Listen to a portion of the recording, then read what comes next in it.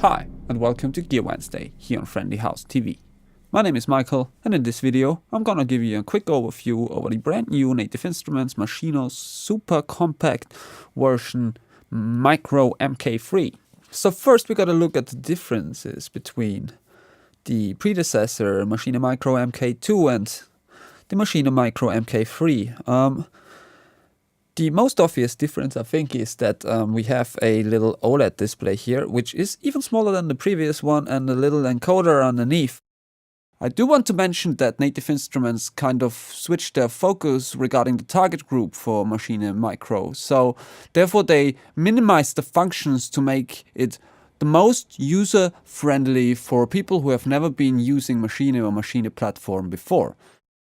There are many functions still available on this physical controller, but the main idea is that we actually use the mouse now in combination with our computer screen to see more and especially advanced setting options rather than on the controller. They have been like minimizing the options you can use. So for example, if you want to load a project, you can either just see the previous projects you have been loading or your favorites or a project list. So this is just like A, B, C, D, E, F, G order. If you want to search further than that, you really have to use the mouse and the computer. And that's like going through the entire workflow of Maschine. Still, there are a lot of great functions still on here. We have this ribbon controller, we have the section like on the modern full-sized Maschine MK3 controller, which I will show you now. If we look at the pad section, we actually do notice many similarities to the bigger version, Maschine MK3. It looks pretty much the same, and also the pad functions are mostly the same.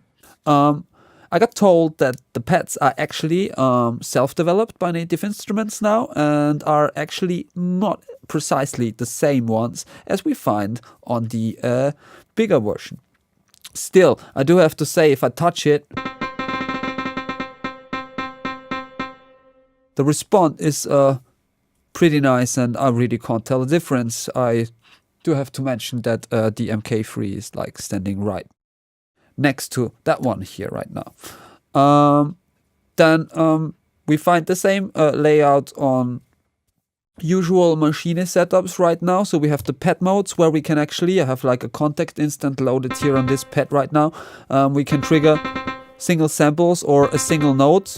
Right now it's a C3. I could also switch that up. So that would be my bass key. So if I want to play that like a keyboard, I could simply connect any MIDI keyboard to my computer, and it would work as I would be in the keyboard mode here on Maschine. On the keyboard mode, I split this one single pad up to 16 at the same time, and I can actually play them like a keyboard or piano in that case. I can also choose different scales, for example. Here I have my root note again. Then I have a bank, a type. Type is, for example, like scale type. So I go to minor, for example, and now I just have C minor keys here. One step further, I can also choose the chords mode, where I can again choose between harmonized, so always the same types of chords with different root notes.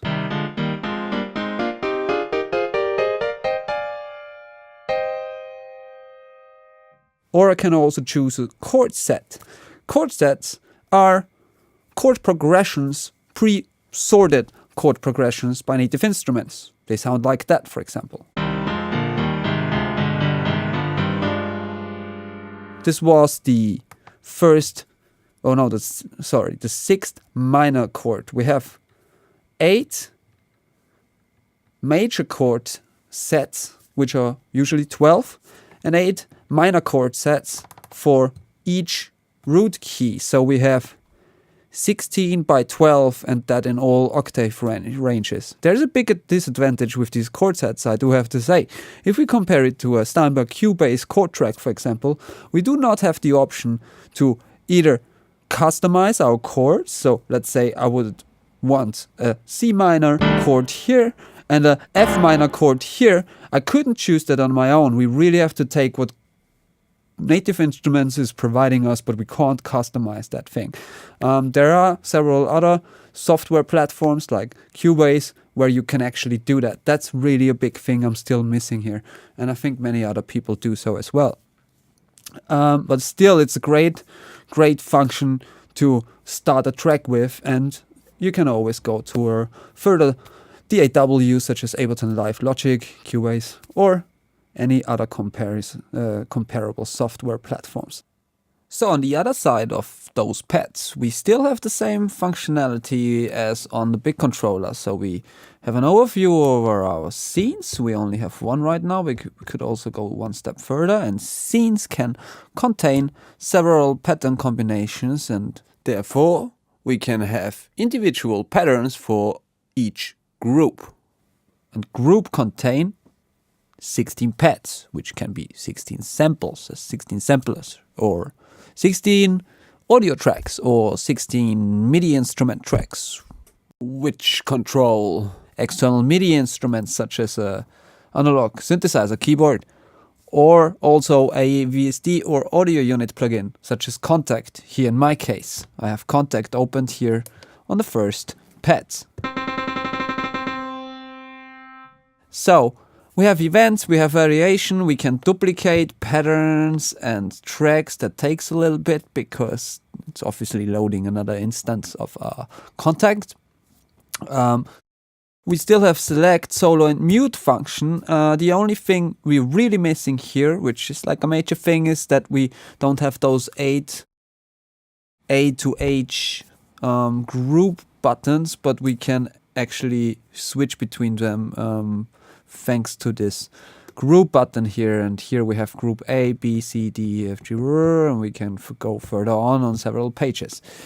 So that's not really missing here neither. So if I want to mute a group, for example, I just go in the hold mute view and I just press group, and then I mute all the other groups right now because I only need that one, which is group A in orange.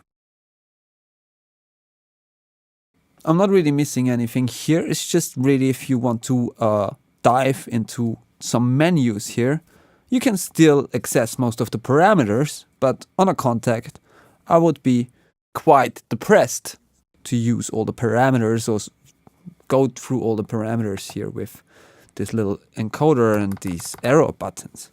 The left side of the controller looks pretty much or almost the same. There are many similarities, at least, compared to the Maschine MK3 controller. We still have this pretty cool pitch bend ribbon controller, or I mean, this is the first function it's made for. So it won't work on my Contact instance right now because Contact is not set up as first to do so. But if I have a sample-based instrument like the 808 kick drum here, what it is, snare drum, it will pitch it. Then we have like a standard modulation, but there is like something not even so standard about this whole ribbon controller. So you can jump between two parameter values like this instead of having a wheel like on a usual keyboard, which is a pretty cool thing in my opinion.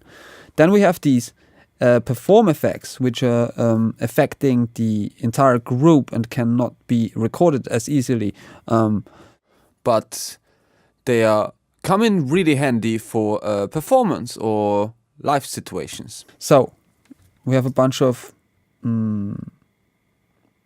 effects like the stutter, for example.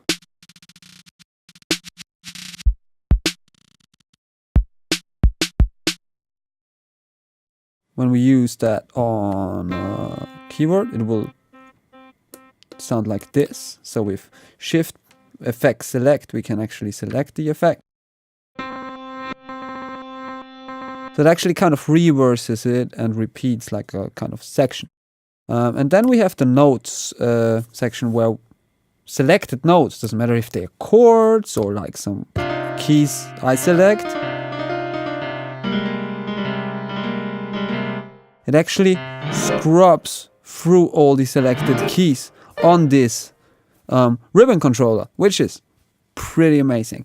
So some standards here as well, like we still have this note repeat button, which lets us do this typical roll effect on percussion samples, or it can also be used as an arpeggiator function. We can still, I think, change to tripled, for example, or dotted. So we have actually all the functions here. It's just sometimes hidden maximum by holding shift and like turning something or pressing the arrow button. So I think it's pretty straightforward, even though it's such a limited amount of space and there are no multicolored displays on here.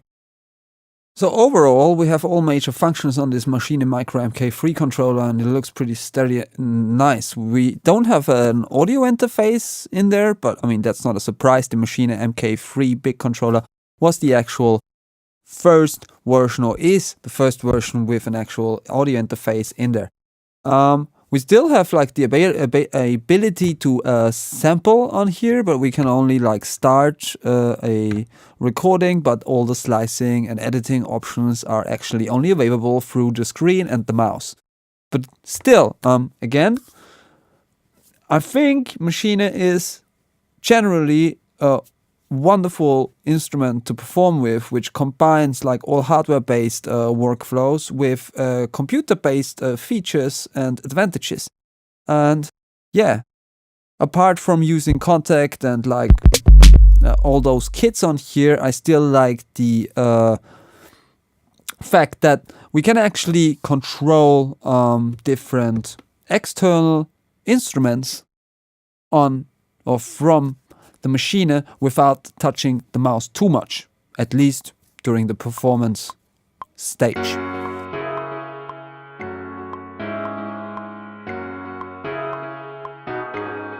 I hope I was able to give you a quick overview over the new Maschine Mikro. Don't forget to like and subscribe. Once again, thanks for watching and see you next time.